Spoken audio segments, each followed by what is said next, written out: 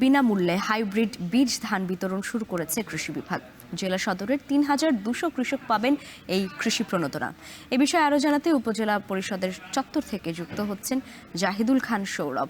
সৌরভ, বিনামূল্যে ধানের বীজ পেয়ে কৃষকদের প্রতিক্রিয়া কেমন?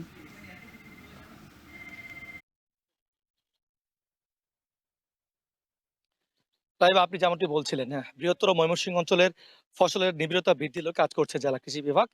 এরই ধারাবাহিকতায় কিন্তু আমরা দেখেছি যে ২০২৫ এবং ২০২৬ অর্থ বছরে রবি মৌসুমে বোরো ধান আবাদ বৃদ্ধির লক্ষ্যে কাজ করছে জেলা কৃষি বিভাগ।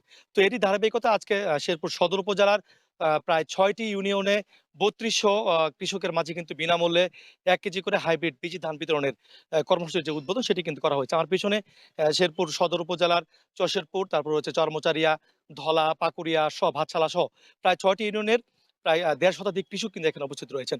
তো উপজেলা কৃষি বিভাগ আমাকে জানিয়েছেন যে মূলত প্রান্তিক এবং ক্ষুদ্র অঞ্চলে যারা হতদরিদ্র কৃষক রয়েছে তাদের মাঝে এই বীজ ধান বিতরণ করা হয়েছে।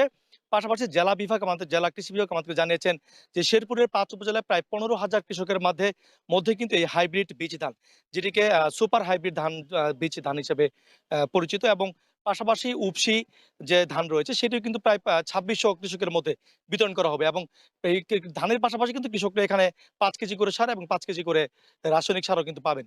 তো কৃষি বিভাগ বলছে যে এই ধারাবাহিকতা অব্যাহত থাকবে এবং এর শুরু করার ফলেই কিন্তু এখানে বুড়ো আবাদের একটি ব্যাপক সম্ভাবনা দেখা দেবে এবং কৃষকরাও উপকৃত হবেন।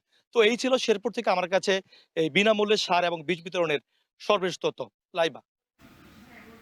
শেরপুরে বিনামূল্যে হাইব্রিড বীজ ধান বিতরণ শুরু করেছে কৃষি বিভাগ, আর সেই বিষয়ে জানাচ্ছিলেন জাহিদুল খান সৌরভ।